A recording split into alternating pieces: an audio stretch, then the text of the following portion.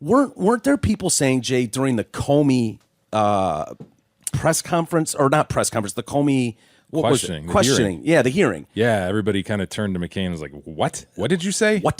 What? Like, yeah, I can't remember what his answer or his question was, but it was really weird. And people were like, man, what's going on with McCain? Yeah. That was weird. Oh, it's cancer taking over his brain. Yeah. It's hard to talk with cancer taking over your brain, okay? Like, literally. Yeah. And it's a You try it. Yeah, why don't you give it a shot? Cut the guy some slack. He was there in a suit. He looked nice. And so he got a little mixed up with his words, whatever. As Jay said, you try it with brain cancer. An aggressive one at that. At 80. Yeah. Meghan McCain did issue a statement on behalf of the family. The news of my father's illness has affected every one of us in the McCain family, and now we live with the anxiety about what comes next. It's familiar to them, though, as he's gone through cancer before.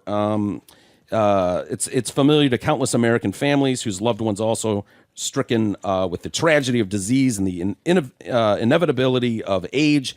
If we could ask for anything, what do you think they're asking for? Thoughts and prayers. Well, prayers. Mostly prayers. Yeah, sometimes it's like... Thoughts do no good. Yeah. Well, do they? I mean, thoughts if you do shit, dude. Prayers barely do anything, and thoughts do less than that. At least it's, hold on.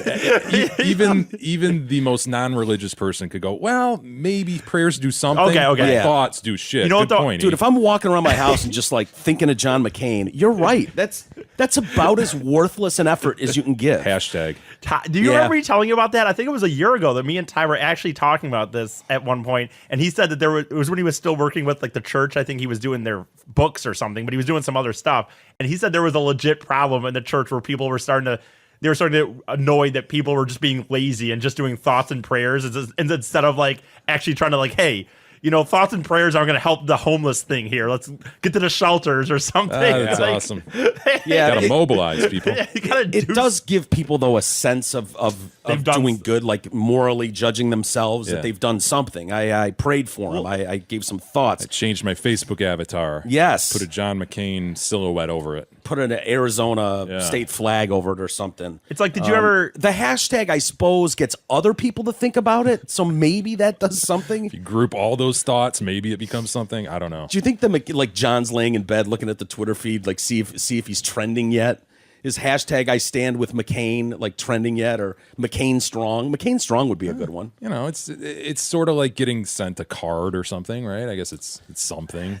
But is it like a card you had to go out and physically buy and write and sign and stamp and mail? I don't know that I give a tweet that much. Yeah, it's certainly easier to do. Well, there's Megan. There she is. Yeah, there she is. Mm-hmm. Yep. The one of us who is going back to her note that Meghan McCain put out, the one of us who is most confident and calm is my father. He's the toughest person I know. The cruelest enemy could not break him. The aggressions of political life could not bend him. Cancer may afflict him in many ways, but it will not make him surrender. Nothing ever has. I've never seen a guy get more mileage out of being a prisoner of war. Sorry, I'm going to say it. Oof. Okay? And it doesn't take away... Do you like guys that weren't caught? Look, it doesn't take away from the fact that the dude was a prisoner of war and went through all that, but I'm telling you, this guy has gotten more mileage out of this. It's just an observation. Dude, it's an observation. I'm not judging it. You can't broad brush it and go, went through all that. He survived. You can't just say, went through all that. Through all that is a big deal. It was a big deal, but I'm just saying he's gotten a lot of mileage out of that. Yeah. A lot. Just an observation. Yeah.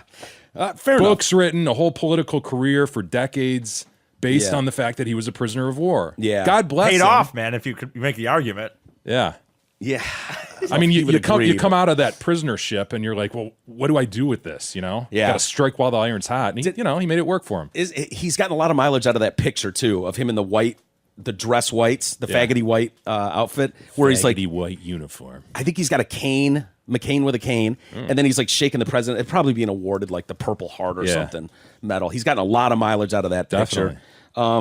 So anyway, just for some context for people that don't know, he graduated in 1958 and entered the Navy. By 1967, he was a veteran pilot aboard the SS Forrestal aircraft carrier off the coast of Vietnam. He was preparing to take off on a bombing run when disaster struck. A missile accident. You know, these things happen. Well, sometimes bombs fall off planes. It's one of those things. And disaster is relative. Again, he parlayed this into a nice little career. Well, A missile, like friendly fire, accidentally fired from another plane, hit the fuel tank on his aircraft, triggering explosions and fire. McCain escaped his plane by crawling onto the nose of the aircraft and diving onto the ship's fiery deck below. Before he could reach a fellow pilot whose flight suit was on fire, more explosions and McCain's blown back. When the inferno was finally contained 24 hours later, 134 men had been killed, hundreds more injured. It was called the worst non-combat related accident in naval history. 3 months later, he was on a bombing mission over Hanoi, and a missile struck his plane, sheared off the right wing. He ejected. The force of the maneuver knocked him unconscious, broke both of his arms and a leg. I think one arm was broken 3 places, and around the knee or something is where he broke his leg. He plunged into the lake. An angry mob dragged him from the water, broke his shoulder with a rifle butt, and bayoneted him. This is the guy that Trump said, I like people who don't get captured. Don't get captured. Like, what was Those were my What was he supposed to do? Dude, he's dragged out of the lake by an angry mob and bayoneted. Oh, I don't want to be bayoneted, dude. No. Fellow POWs at the Hanoi Hilton helped him survive, and he was imprisoned and tortured for 5.5 years. 5.5 years. Yeah, never broke, though.